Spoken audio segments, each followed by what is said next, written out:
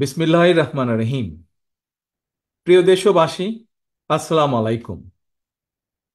গৌরবজনক এই ঐতিহাসিক মুহূর্তে বাংলাদেশের সাহসী ছাত্র জনতাকে বিরচিত অভিনন্দন। হাজারো শহীদের প্রাণের বিনিময় জনতার ঐতিহাসিক এই বিপ্লবের মধ্যে দিয়ে গণহত্যাকারী খুনি হাসিনার পতন হয়েছে, রাহু মুক্ত হয়েছে আমাদের প্রিয় বাংলাদেশ। জনতার বিপ্লবের প্রথম ধাপ চূড়ান্তভাবে সফল হয়েছে। লাখো শহীদের প্রাণের বিনিময়ে অর্জিত বাংলাদেশ কখনো পরাজয় মানতে পারে না। এই ঐতিহাসিক বিপ্লবের মধ্যে দিয়ে আবারও প্রমাণিত হয়েছে, দল মত নির্বিশেষে সকলে ঐক্যবদ্ধ থাকলে এই বাংলাদেশকে কেউ কখনো পরাজিত করতে পারে না, পারবে না। প্রিয় দেশবাসী, বিজয়ের এই ঐতিহাসিক মুহূর্তে আমি আজ সেই সব মায়েদের প্রতি বিনম্র শ্রদ্ধা জানাই, এই গণবিপ্লবে যারা তাদের প্রিয় সন্তানকে হারিয়েছেন। এভাবে গত 15 বছরে ফ্যাসিবাদী শাসনকালে অনেক সন্তান তার প্রিয়তম পিতাকে হারিয়েছেন, অনেক স্ত্রী প্রিয়তম স্বামী হারিয়েছেন। গুম খুন অপহরণ করে অসংখ্য মায়ের বুক খালি করে দেওয়া হয়েছে। আপনাদের সন্তানের শহীদ মৃত্যু, স্বজনদের ত্যাগ, তিতিক্ষায় 2024 সালের 5ই আগস্ট প্রিয় বাংলাদেশ আরেকটি বিজয় দেখেছে। জনতার ঐতিহাসিক বিপ্লব সফল করতে গিয়ে অসংখ্য ছাত্র জনতা আহত হয়েছেন। বাসায়, হাসপাতালে কিংবা ক্লিনিকে চিকিৎসাধীন যন্ত্রণাবিদ্ধ সময়ে সমস্ত ভালোবাসা নিয়ে আপনাদের পাশে আজ সারা বাংলাদেশ। খুনি হাসিনার বিরুদ্ধে আন্দোলন করতে গিয়ে অসংখ্য মানুষ মিথ্যে মামলা ও রাজনৈতিক উদ্দেশ্য প্রণোদিত মামলায় গ্রেফতারের শিকার হয়েছেন, কারাগারে নিক্ষিপ্ত হয়েছেন।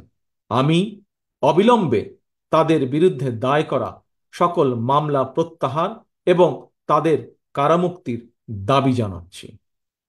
একই সঙ্গে ছাত্রছাত্রীরা যাতে আবার স্বাভাবিকভাবে হলে, হোস্টেলে, ক্লাসে ফিরতে পারেন এবং পরীক্ষায় অংশ নিতে পারেন, আশা করি সেই পদক্ষেপ দ্রুত গ্রহণ করা হবে। প্রিয় দেশবাসী, দেশের 18 কোটি মানুষকে জিম্মি করে 12.5 কোটি ভোটারের ভোটের অধিকার কেড়ে নিয়ে বাংলাদেশকে তাবেদার রাষ্ট্রে পরিণত করা হয়েছিল।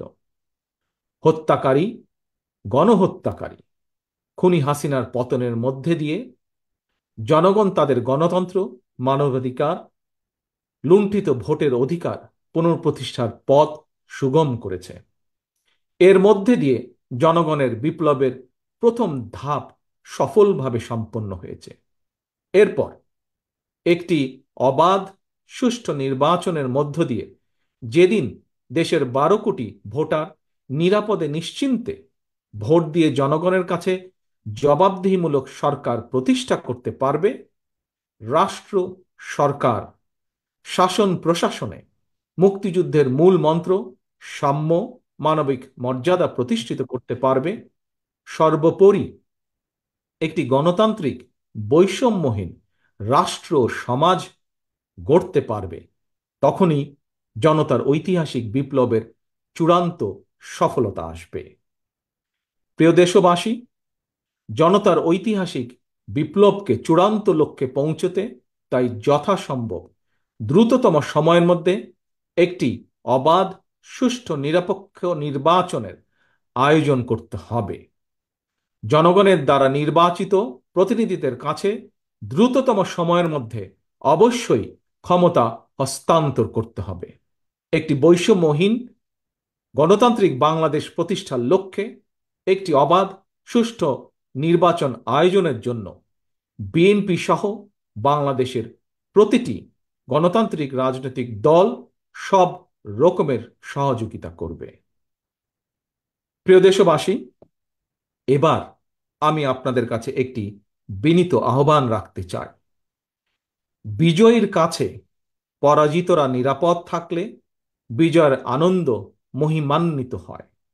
সুতরাং বিজয়ের এই আনন্দঘন সময়ে রাহুমুক্তির এই ঐতিহাসিক মুহূর্ত শান্তভাবে উদযাপন করুন।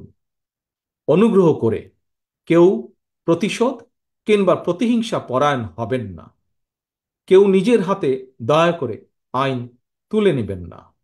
অর্জিত বিজয় যাতে লক্ষ্যচ্যুত না হয় সে ব্যাপারে জনগণকে সতর্ক দৃষ্টি রাখতে হবে। 52, 71 কিংবা 90-এর মতন ছাত্র জনতা আবারও একটি বিজয়ের ইতিহাস রচনা করেছে। প্রিয় দেশবাসী, আবারও আপনাদের সকলকে বিরচিত অভিনন্দন। আল্লাহ হাফেজ। বাংলাদেশ জিন্দাবাদ। বাংলাদেশ জাতীয়তাবাদী দল জিন্দাবাদ।